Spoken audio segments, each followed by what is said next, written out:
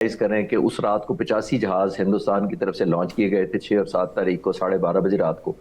अगर हम रिस्पॉन्ड ना करते, 5 मिनट के अंदर 42 फाइटर जहाज हवा में ना जाते, खुदा ना खास्ता, तो आप यही करते ना, अगले दिन यूनाइटेड नेशन का सिक्योरिटी काउंसिल का इजलास बुलाते और उसमें कंडेम कराते और फिर ओआईसी का इजलास बुलाते।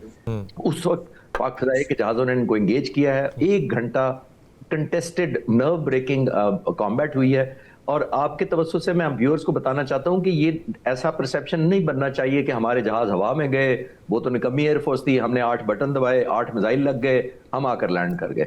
1 घंटा तक मैं पूरा उसकी फाइट देख कर आया हूं कुतुब साहब। वो आप हमारे पायलट्स भी उसी तरह डिफेंसिव थे। सम टाइम उनको एडवांटेज हो जाता था, कभी हमारे पायलट्स को एडवांटेज हो, कभी वो हमारे रेड जहाजों को लॉक कर लेते थे और मिसाइल लॉन्च करने की पोजीशन में होते थे, फिर हमारे पायलट्स उससे बचते थे और उसका लॉक ब्रेक करते थे।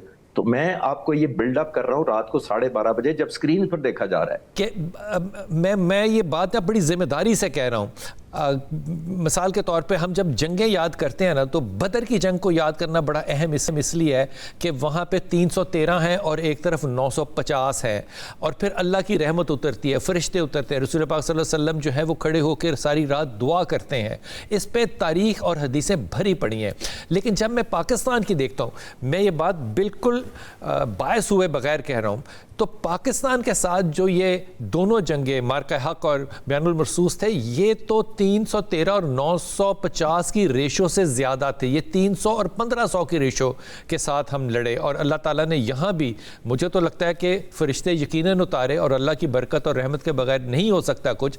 लेकिन अगर अल्लाह की इस रहमत को एक तरफ रखें तो ज़मीनी हक़ाइक़ पे वो कौन सी चीज़ थी जिसने पाकिस्तान को फ़तह भी नसीब की अल्हम्दुलिल्लाह, और पाकिस्तान का एक जो फैसला कुन एक मेयार था लड़ने का, लीडरशिप का, अवाम के इकट्ठे होने का, तैयारी का, ये इस पे हक़ाइक़ क्या थे? व्हाट हैपेंड कि पाकिस्तान जो इतना छोटा मुल्क है हिंदुस्तान से कंपैरेटिवली, ज़राए में, रकबे में, फ़ौज में, ये इस तरह से कैसे हुआ?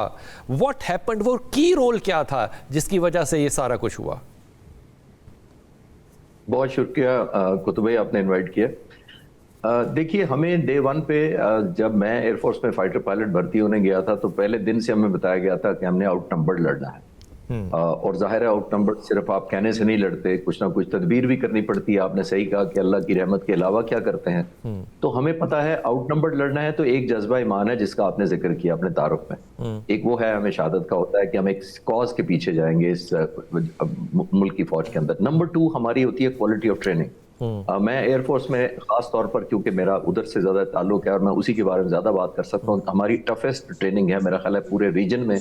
और बहुत सारे आपने नोट किया होगा, पास में हम मिडल ईस्ट के तमाम ममालिक की एयरफोर्स को हम ट्रेनिंग भी देते रहे हैं, इवन बांग्लादेश, श्रीलंका और बहुत सारे रीजनल मुल्क की। वो क्वालिटी ऑफ ट्रेनिंग थी जिसकी वजह से लोग आना चाहते थे। और इस मार्केट के बाद तो बहुत सारे ममालिक हैं जो पाकिस्तान एयरफोर्स से सीखना चाहते हैं। और तीसरी और मोस्ट इंपॉर्टेंट बात एक और होती है कि हम उस गैप को प्लग करते हैं टेक्नोलॉजिकल एडवांसमेंट या एज की वजह से।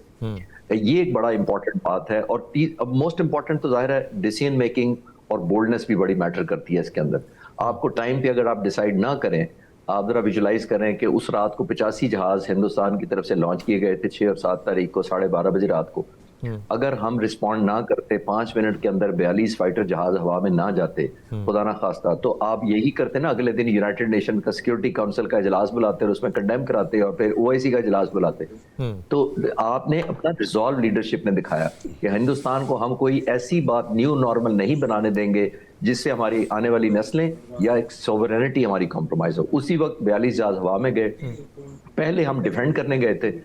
मैं क्योंकि अपने शौक में डॉक्यूमेंट्रीज को 6 साल से बना रहा हूँ पाक फ़िज़ाई का, तो कल ही मैंने एक डॉक्यूमेंट्री अपलोड की थी। उसके सिलसिले में मैं 1 साल रिसर्च कर रहा हूँ। मैं इसलिए थोड़ा सा बेहतर इंफॉर्मेशन के साथ बात कर रहा हूँ कि मैं 1 साल से मुझे एक्सेस दिया गया तमाम वीडियोस को, तमाम फुटेज को, जो कॉकपिट की वीडियोस थी और जो रेडार सिग्नेचर थे जब हमने ये तबाही की है, तो मैं उसकी बुनियाद पर ये आप शेयर कर रहा हूँ। तो मैं वहां पर देखा कि पाक फ़िज़ाई के पायलट जब हवा में गए हैं, तो पहले ये डिफेंसिव मिशन था। एक डिफेंसिव का मतलब रोकना था, क्योंकि लेकिन इंडिया का डिजाइन ये था, उन्होंने फ्रंट पे तमाम राफेल रखे हुए थे। मैंने सारी उसकी पिक्चर्स और वीडियोस देखी हैं। फ्रंट पे राफेल उन्होंने इसलिए रखे हुए थे कि उन्होंने स्टैंड ऑफ वेपन उन्होंने मारना था جس کا مطلب یہ ہے کہ ڈسٹنس سے انہوں نے پاکستان کی فضائی حدود کے اندر خلاف ہو کر حملہ کرنا تھا. اور پھر کچھ جہازوں کی میں سے ڈیوٹی یہ تھی کہ پاک فضائیہ کے پائلٹس کو یا جہازوں کو انگیج کریں اور ان کو نقصان پہنچائیں تاکہ انڈیا اگلے دن میڈیا کو بتا سکے کہ ہم نے سو کالڈ دہشت گردوں پر حملہ کیا ہے اور پاک فضائیہ کو بھی یہ نقصان پہنچایا ہے, تو وہ ایک پروپیگنڈا کرنے میں کامیاب ہو جائے. تو ہم نے انیشل مشن یہ جو 42 جہاز گئے تھے یہ ڈیفینسو مشن کے لیے گئے تھے, لیکن سون جب ہم نے ریئلائز کیا کہ انہوں نے ہماری پریزنس دیکھتے ہوئے اپنے ملک کی سرحدوں کے اندر سے یہ شوٹ کیے ہیں ویپنز اسٹینڈ آف, تو پاک فضائیہ کے سربراہ جو اس وقت آپریشن روم میں تھے انہوں نے اس مشن کو ڈیفینسو سے اوفینسو کنورٹ کیا. انہوں نے کہا کسی کو واپس نہیں جانے دینا. اس وقت پاک فضائیہ کے جہازوں نے ان کو انگیج کیا ہے. 1 گھنٹہ کنٹیسٹڈ نرو بریکنگ کامبیٹ ہوئی ہے. اور آپ کے توسط سے میں ویورز کو بتانا چاہتا ہوں کہ یہ ایسا پرسیپشن نہیں بننا چاہیے کہ ہمارے جہاز ہوا میں گئے, وہ تو نکمی ایئر فورس تھی, ہم نے 8 بٹن دبائے, 8 میزائل لگ گئے, ہم آ کر لینڈ کر گئے. 1 گھنٹہ تک میں پورا اس کی فائٹ دیکھ کر آیا ہوں کتب صاحب. وہ آپ ہمارے پائلٹس بھی اسی طرح ڈیفینسو تھے. سم ٹائم ان کو ایڈوانٹیج ہو جاتا تھا, کبھی ہمارے پائلٹس کو ایڈوانٹیج ہو جاتا, کبھی وہ ہمارے جہازوں کو لاک کر لیتے تھے اور میزائل لانچ کرنے کی پوزیشن میں ہوتے تھے, پھر ہمارے پائلٹس اس سے بچتے تھے اور اس کا لاک بریک کرتے تھے. تو میں آپ کو یہ بلڈ اپ کر رہا ہوں رات کو 12:30 بجے جب اسکرین پر دیکھا جا رہا ہے. یہ سامنے ڈاگ فائٹ نہیں ہو رہی پرانے جو ایم ایم عالم صاحب کے زمانے میں اور یہ ہوا کرتا تھا. تو یہ کنٹیسٹڈ تھی الیکٹرانک وارفیئر اور منور اسی طرح ہو رہے تھے جیسے آپ فارم نے کسی کو دیکھ کے کرتے ہیں. تو یہ وہ منظر تھا جس میں الحمدللہ ہم نے نہ صرف ڈیفینسو سے اوفینسو مشن میں کنورٹ کیا اور بلکہ دشمن کو وہ سبق دیا. اور میری 1 سال سے یہ گزارش تھی ایئر فورس سے کہ ہم نے کیونکہ 8 کنفرم ہے, میری ریسرچ بھی کہتی تھی, اور میں نے پرسوں یہ ڈاکومنٹری اپنے چینل پہ اپلوڈ کی ہے. اس بڑی لمبی ڈاکومنٹری ہے but 80 minutes, it covers everything جو کس طرح آپریشن ہوا, اور اس کا نام میں نے ود دس کانفیڈنس رکھ لیا تھا, دا 80 ریالٹی. اچھا, میں 80 1 سال سے ریسرچ کر کے کہا تھا, اور میں نے بڑا شکر بھی اللہ کا کیا, اور میں پی ایف کا بھی شکر گزار ہوں کہ انہوں نے کل جو پریس کانفرنس کی ہے ایئر وائس مارشل طارق نے, یہ بالکل یہ کنفرم کر دیا 80, اور وہ میری بات کی وہ تصدیق ہو گئی جو میں 1 دن پہلے ہی کر رہا تھا. ظاہر ہے جب تک پی ایف فارملی انڈورس نہ کرے, میرے جیسی 100 ڈاکومنٹری میں بنا دو تو وہ کریڈیبلٹی نہیں بنتی جتنی پاک فضائیہ کے کہنے سے بنتی ہے. تو یہ وہ ہم 60 غلط ہی کہتے رہے پھر؟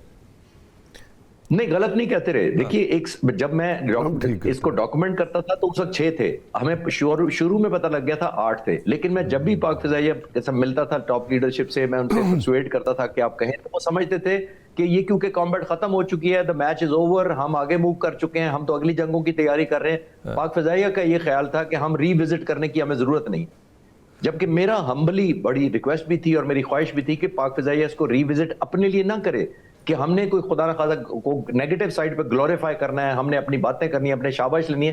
میں ان سے یہ کہتا تھا کہ یہ ایک حقیقت ہے, یہ ایک تاریخ ہے, اس کو صحیح معنوں میں ڈاکومنٹ ہونا چاہیے. تو میرے لیے بڑی اعزاز کی بات ہے کہ پاک فضائیہ نے انڈورس کیا ہے, اور یہ بہت اچھا ہوا کیونکہ یہ اٹ سیلف کسی کی پریزنگ نہیں ہے, یہ تو ڈاکومنٹڈ ہسٹری ہے, پوری دنیا گواہ ہے کہ 8 جہاز ہم نے مارے ہیں. تو پاک فضائیہ اس کو ریکارڈ پر لے آئی ہے, تو I feel proud of it. Wonderful wonderful.